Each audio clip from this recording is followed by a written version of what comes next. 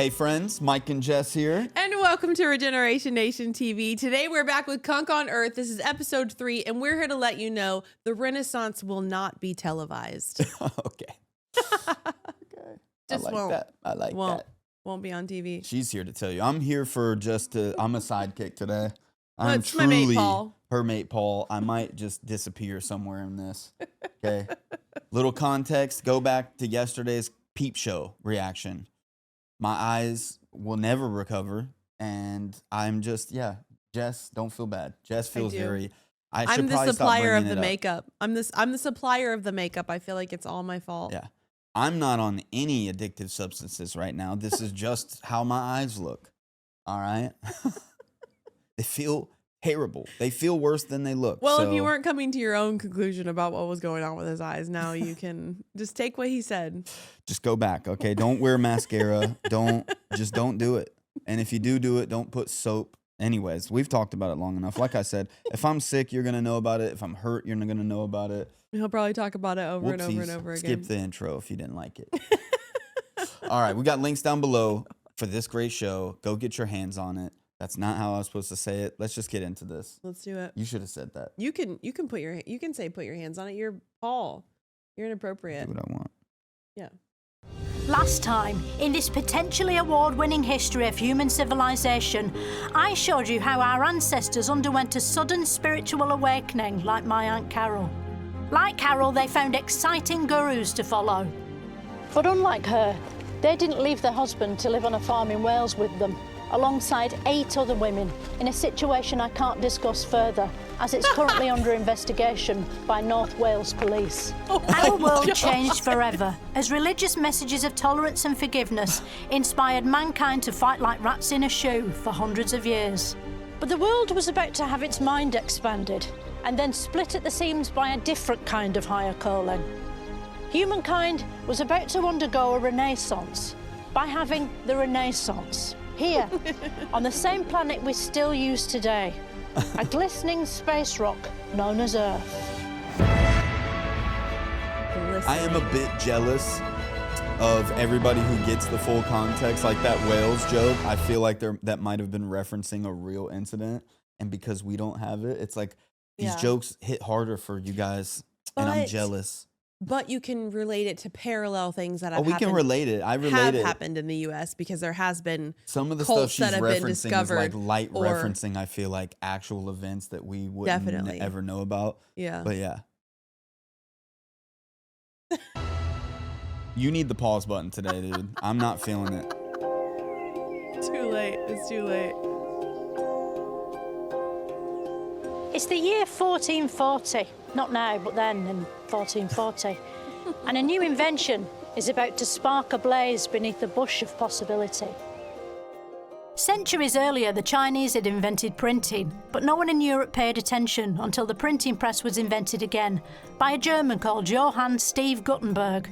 Gutenberg's press was the first of its kind in history, except Chinese history.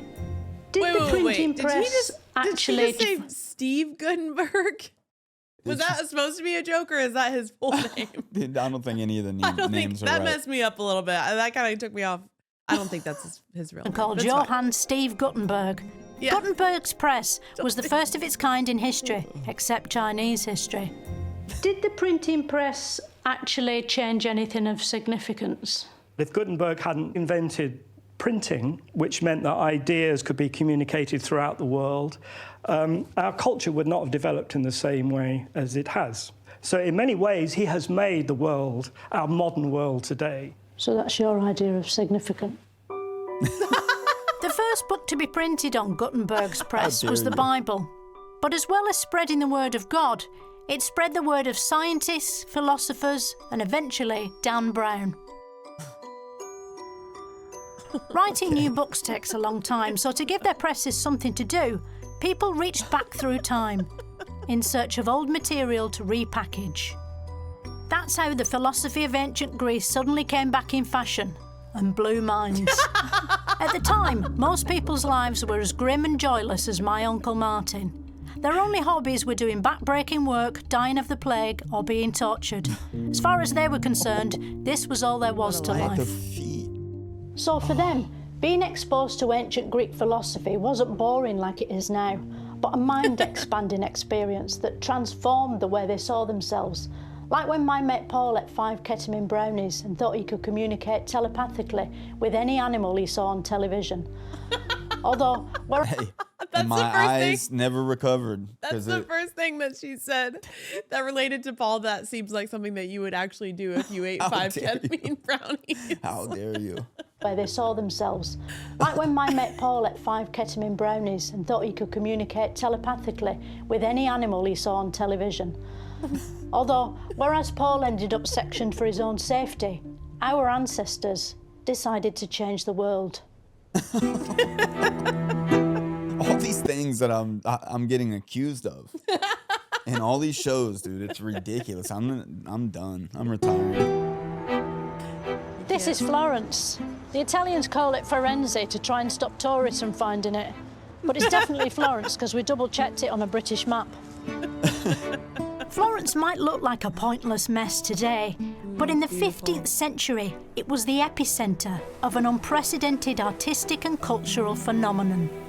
What was Renaissance? Was that a sort of 16th century ketchup? Renaissance comes from the French. It's Renaissance, naissance. Naissance is birth, so it was seen as a rebirth. So it's not a condiment at all? No, not as far as I know. Okay. What sauces did they use back then? So this is an area of culinary history I'm not very familiar with, the history of sauces. Oh, so you're not the sauce person? I'm not predominantly a sauce person. We're going to have to rethink this whole interview. During the Renaissance, Florence produced artists who... I've spotted a mistake here. Look, he's blowing and her hair's all whipping about. But look at these trees on the right. Not moving at all, no wind. I think these people have been photoshopped in. It's all fake. Other notable art... Oh, that I one wanted was his reaction after that. hard. Oh, she stumbled him on. He couldn't even speak, and then she. Oh, He said her now. that one was really hard. Artists produced 3D paintings or sculptures. The most famous example being this very naked man, known as Michelangelo's David. If you manage to look past his little marble ghoulies, you'll notice there's an incredible amount of detail all over the rest of Michelangelo's body. His eyes have pupils in them, like a Furby does. His muscles are really detailed. Look at his abs. They prove gyms are bullshit, because they didn't have gyms back then, but look how toned he is. Then there's the realistic veins in the back of his hands, carrying statue blood to his fingers. Yet despite all this attention to detail, a quick inspection of his back half reveals he doesn't have an anus. It's a baffling omission. Maybe the sculptor got embarrassed, or the model had to leave early that day, or didn't actually have an anus. We just don't know. I can see a little bit. undisputed master It's hiding up in there. You just need to spread the cheeks a little bit. Yeah, you can't. Nobody can see theirs without spreading it. Like what? That I wouldn't say nobody. Okay. That one actually is like really beautiful piece. Like that's an incredible that somebody can create a statue with such realistic like details. Yeah. He's got a little bit of a badonk. When you just got nothing there, you can see the hole. You're just standing straight up. It's crazy. Got embarrassed, or the model had to leave early that day, or didn't actually have an anus. We just don't know. The undisputed master That of is so the Renaissance. impressive that they got the veins and everything in there, though, man. Yep. Like, I would love to. I don't know. Do we do stuff like that anymore? Because I would love to watch a video of somebody doing that live. Yeah, I'm sure there's people out there that are doing that. Yeah, where are the statues with the veins in them nowadays? Yep. Or the model had to leave early that day, or didn't actually have an anus. We just don't know. Just don't know. We'll I just never wanted The to know. say that. undisputed master of the Renaissance was a human known as Leonardo da Vinci. This is the Vitruvian Man. It's a drawing made by Leonardo in about 1490. What's it for? Yeah, what's the point of it? The point was that Leonardo wanted to know how to sketch the human body proportion. Just to be clear, you can see his bits too. I'm not imagining that. Is there a version of this with underpants on? Oh, no. He thought that was fine, did he? It's a bit rude, isn't it? No, it's not. Because, you know, the beauty of the human body, of course. But look at the todger. You can't say that's beautiful. Look at it. Leonardo also filled notebook after notebook with drawings of inventions years ahead of their time. What's that? This is a flying machine. It's like the helicopter. It doesn't look very convincing. Like my mate Paul invented a treadmill for his fiance's pet snake, and the sketches for that were much more convincing than this, and he was on mushrooms. Mind you, the prototype did pull the snake's head off. Yeah. Worst ending to a birthday party I've ever been to. His inventions were one thing, but it's mainly for his painting. That lady gave zero response to that. Zero She stood emotion. and looked at her for so long. That Not was even so funny. a slight little movement of the mouth. Crazy. Yeah. Worst ending to a birthday party I've ever been to. His inventions were one thing, but it's mainly for his paintings that we know Da Vinci today. This is the Mona Lisa, an actual painting that exists in our world and on this wall. It's Mona Lisa's enigmatic character that draws people in. Like all women, you simply can't tell what's going on in her head. Just looking at her prompts so many questions. Who is she? What's she smiling about? Is she holding a balloon between her knees? And if so, what colour is it? Has she got a boyfriend? What's his name? What's between his knees and how can we find out? The answer is we can't. And that's why people keep returning every year to gaze upon her and wonder, then stop wondering and go home. As well as looking all right, Da Vinci's work demonstrated mastery of the trailblazing techniques of the age, it says here. Before the Renaissance, other people's paintings were in a sort of wonky 2D. That's because artists had no sense of perspective. A bit like my mate Paul, who punched a waiter in a TGI Fridays for dropping his banoffee pie. Just look at this 14th century painting. I've punched of people Jesus. for way less than that. She just wasn't there. Okay. You weren't there for those ones, but got to get good service No sense however of you got to get it. perspective. Yep. A bit like my mate Paul. The Renaissance might have been expanding minds, but without programmes like this around to educate them, people were still largely ignorant about the planet they were living on. Ask a medieval peasant where America was and you'd get a blank look. Or worse still, the plague. That's Damn. because to them the world map looked like this. A garbled mass of the countries they'd discovered so far, all squashed together, with America nowhere to be seen. That's the Lord of the Rings map, okay? You're not going to fool me, all right? I've seen Middle-earth. But one man changed all that. Italian sailor and detective Christopher Colombo. Colombo thought that if he Great sailed off the detective. edge of the map, he'd reappear on the other side like Pac-Man. It would be a shortcut to India, and he'd shake off any ghosts on his tail. It was a huge risk. If Colombo was right, goes on he'd be his a tail, that's millionaire. If he was wrong, he'd be a laughingstock, but a dead one. And he could live with that, which is why he set sail. Colombo failed to find India, but his ship eventually bonked into the New World, Planet Earth Part 2, aka America. And before long, others were following in his wake. Gosh. This is Plymouth. Gathered here in 1620 was a group of pilgrims who yearned for a better life, which isn't surprising because, like I say, this is Plymouth. The pilgrims leapt into their watermobile or boat, the Starship Mayflower, and bravely sailed across this drawing of the Atlantic Ocean to arrive on the other side, still in Plymouth. They must have been devastated. Luckily, it turned out this Plymouth wasn't the one they'd just left. At first, the European colonists found life in the New World hard. Luckily, some Native Americans taught them how to grow corn and where to fish. In exchange, the colonists introduced the Native Americans to smallpox. The settlers never forgot what the Native Americans had done for them, although they did ignore it when they massacred them years later. While the New World was undergoing massive change, a controversial breakthrough was brewing in the Old World. It's the early 1600s, and this stupidly dressed scientist is about to change the way mankind sees itself forever. His name is Galileo, one of the few figures in history to become so famous they're known by just one name, like Churchill, Pepsi, or Garfield. Galileo's full name was Galileo Figaro Magnifico, wasn't it? I'm not sure that's right. Queen You said two it. are on the same Queen said- wavelength, clearly. That's weird. That's not weird That's the at only. all. That's the only name I've ever known for Galileo. Okay, Galileo, has to be it. That's funny. So I don't know. That's what it says in Dominican Rhapsody. Are you thinking of Bohemian Dominican- Rhapsody?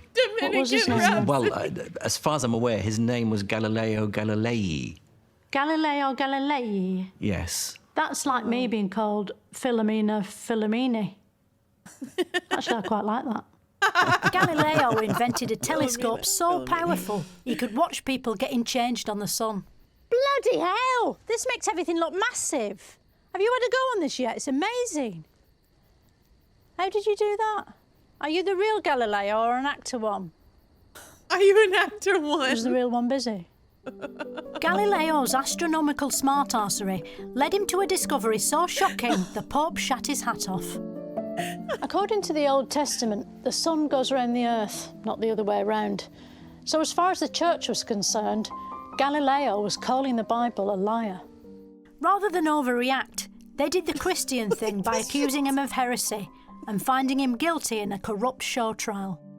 Galileo was sentenced to spend the rest of his life under house arrest on a planet with a sun spinning round it. The church thought the sun went round the earth, but Galileo thought the earth went round the sun. Whose side are we on here? We're most definitely on Galileo's side.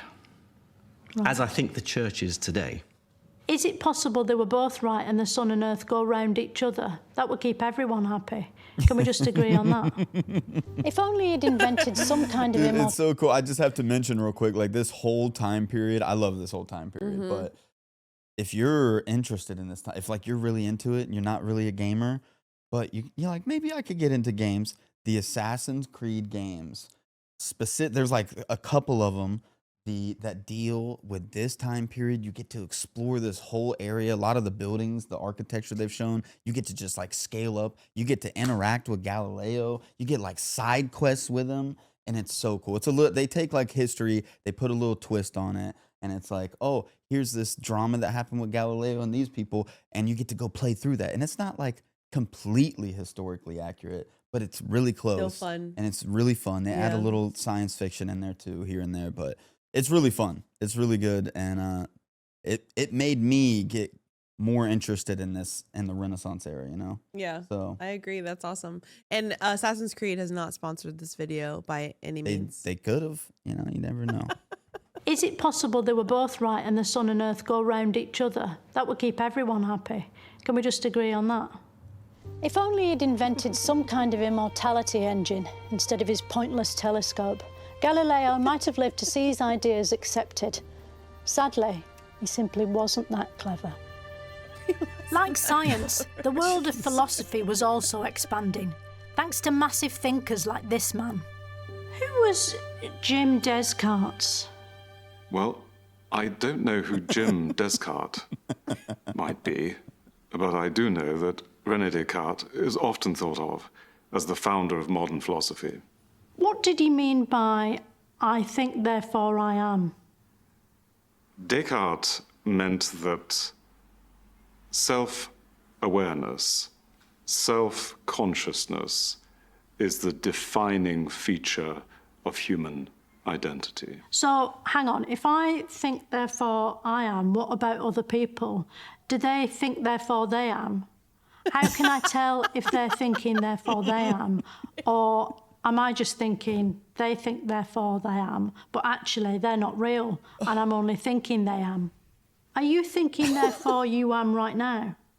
Well, I wouldn't want to say that my existence is dependent upon my thought, but that is not the claim that Descartes wants to make. Is it possible to think you're someone else? Like, if I thought really hard that I was Eddie Murphy, could I eventually become him? If I did become him, would he become me, or would he just disappear? Did Descartes ever cover this stuff? No, that's not a topic that Descartes is covering, as far as I'm aware. Why not? Descartes. I cannot right there. The fact that her right face is so serious, and then going through this whole thing of they think before, therefore they are. Oh, I'm gonna die. The way that he like, I love he her wants to thought leave the processes. room and he can't, and he like pulls his face back like this, and then his neck kind of pokes out, and he doesn't even have a double chin, but by pulling back so much, he created one.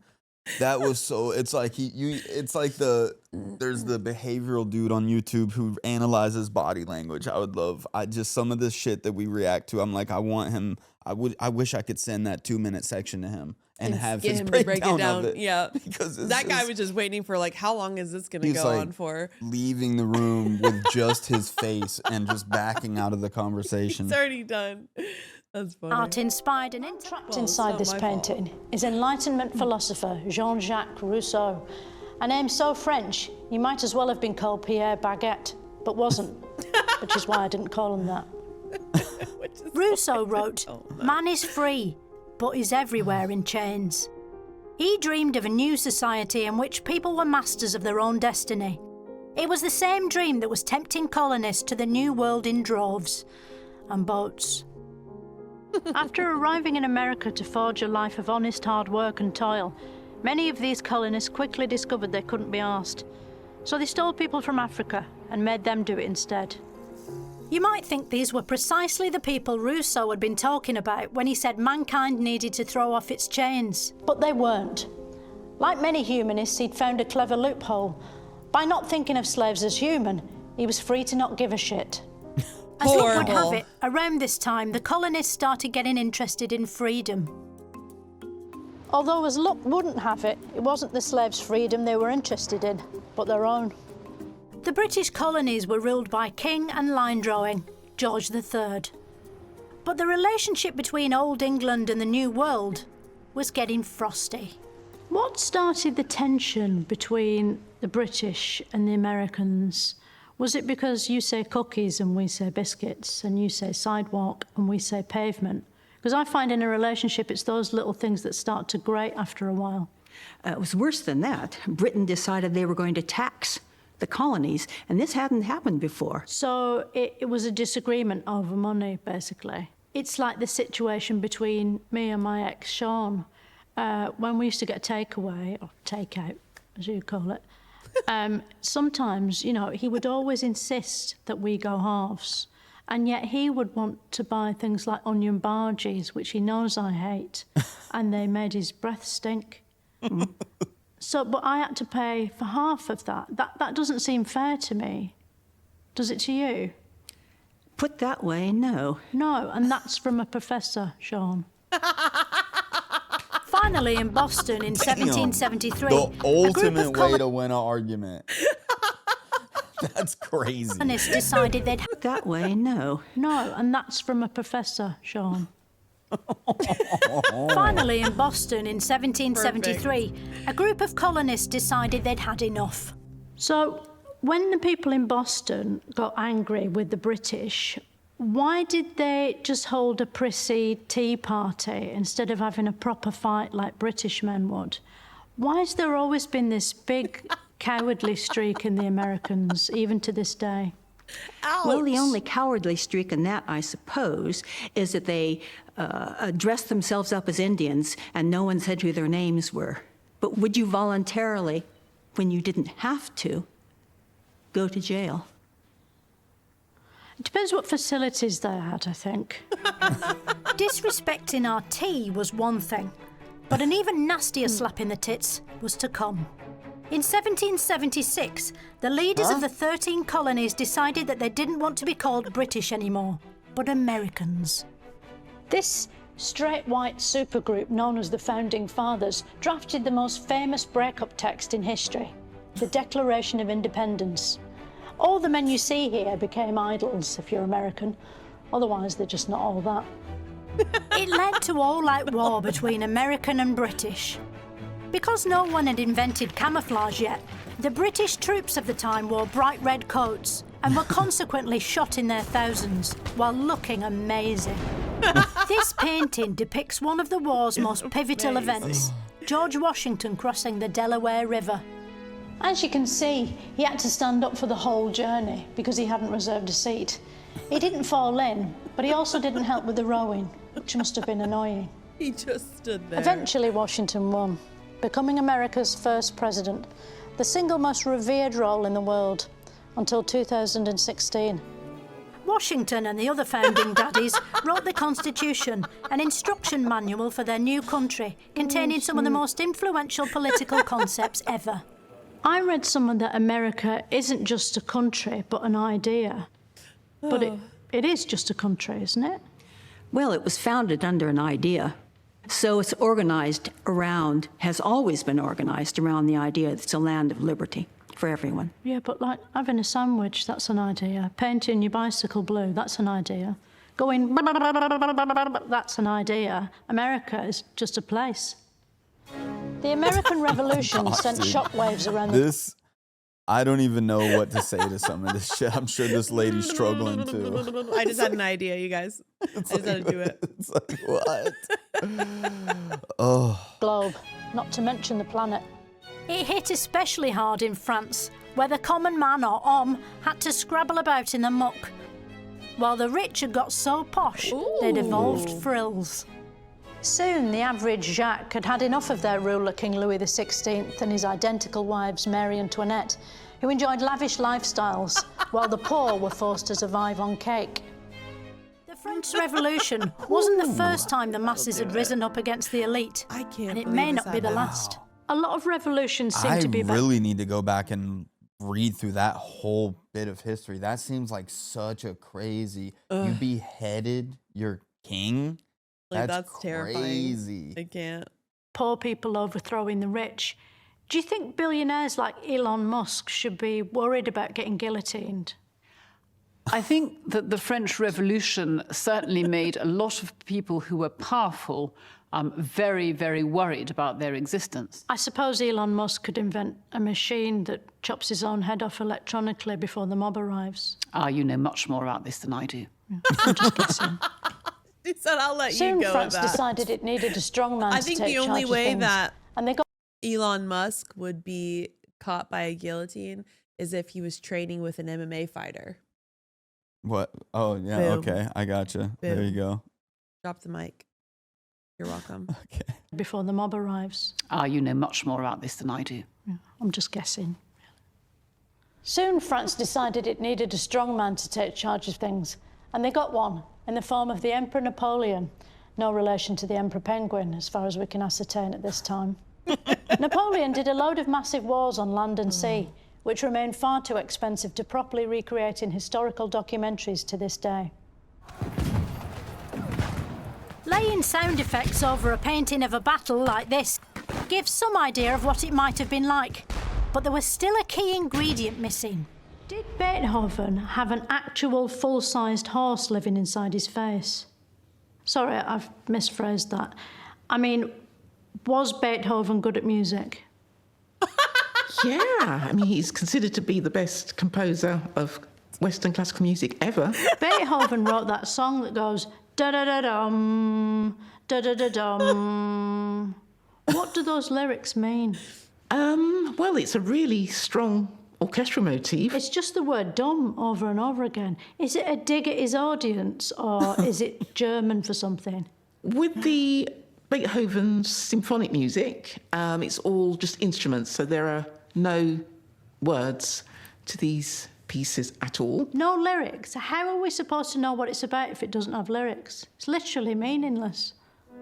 Despite enjoying great success with his pointless tunes, Beethoven faced huge personal challenges in his career. Is it true that in the final years of his working life, Beethoven was dead? Well, he was deaf for most of his life. No, well, dead. his half. Dead? Yeah. No. The producer wrote it in the notes. It's definitely here. Let's see. In his later years, Beethoven was profoundly dead. Profoundly deaf. D-E-A-F. Obviously, he went deaf when he died, but was he deaf when he was still alive. Yes, he was, profoundly. Yeah, he was profoundly. But not dead. He wasn't dead. He wasn't dead. When he was alive. No, not. So how did he write the music when he was dead? On Dude, the 26th oh my of gosh. Some of this shit she says is so funny. And right now, in the day that we're in, it's hilarious. We could just resurrect one of these people. Just like, what do you think about this? March 1827. Beethoven did roll over, and his genius was thought to be lost forever. Until now. Silicon Valley boffins have recreated his mind and installed it into this smart speaker, the Beethoven Smart Home Plus. Let's see if it works. Beethoven, compose a new symphony. Was das? Compose a new symphony. Wer am I? What? Just compose your thing. Mein Gott, it is dark in here. Why am I speaking English? I cannot see my Look, legs. just play my Friday night playlist. Playing Friday night playlist. As we've seen, in just a few hundred years, humankind had undergone a series of massive cultural and political revolutions. Next time, I'll show you an even bigger revolution. An industrial revolution forged in steel, steam, sweat, planes, trains, automobiles, and planes again. People tried for years to make an aeroplane. Why were we so interested in conquering the sky? There's nothing up there. There's not even anywhere to sit. Fair question. I don't know where I would be if we didn't invent flying, because going on vacations and trips and driving all that way is miserable unless you're like ready for it. You know what I mean? So getting there faster. Yeah, I'm okay with it. Going to another country by ship just seems crazy. Yeah. Like, we only would do that on a cruise now. Yeah. As far as I know, like, are people making trips like that? Yeah. Like that, I don't know. I don't think I could be prepared for that because you're stuck. You don't sound like you can I guess you can plan to stop somewhere, but a lot of the stuff I say, I fully am aware that I don't know what I'm talking about. Yeah. Like, they just showed Very much Beethoven's so. grave a couple episodes ago. I'm like, where are all the damn cemeteries from hundreds of years ago? There's one. That would have been a great link to send me. Like, Mike, here's Beethoven's grave site. Still there. People leave flowers. I didn't know that. I didn't know that either. I did not know that. Nope. Yeah. I'm really not smart sometimes. I'm not. I am not smart most of the time, especially when this stuff comes up, because there's a lot of stuff that goes over my head. But for the most part, this was absolutely ridiculously hilarious. I loved it because of the little points that she was making, especially when she was talking to the super serious guy. I love his face. But when you said he was literally escaping the room with his body language, he was trying to get out. But she's like, when I think, therefore I am. That was so funny. When other people are around me, they are thinking, but therefore they are. Yeah, or good luck with that one. Good luck with that one. She perfect execution, because that was such a tongue twister. So funny. I would have been so discombobulated, and she actually perfect dismount and everything. And it was so serious. The fact that she could stay so serious, I would have just busted out laughing and ruined everything. It'd have been 8 takes before I even got serious, maybe serious. Especially when she was bringing up her boyfriend, Sean, her ex-boyfriend. Yeah. See there, Sean? I win. She was like, what? Did you ever Stared do that at the to me? camera. Bring So up some funny. shit in front of a really smart person about an old argument. That's so funny. And then this is not about sauce. You're not a sauce person. The sauce person was We're gonna have to funny. rethink this whole interview. That was funny. We asked for the sauce expert. Yeah. That is I a can't pretty wait to learn clever about idea, though. planes next week. Mm-hmm. Flight. Planes, Something I'm very trains, interested and in. automobiles.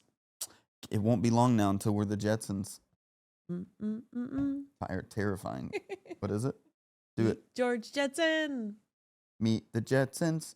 Oh, the Jetsons. Nope, it's not Flintstones. We'll have a Jetson time. Nope. All right. Anyways, we'll see you next week and learn how to fly. Bye, friends. Peace. I'm not scared of your love, so show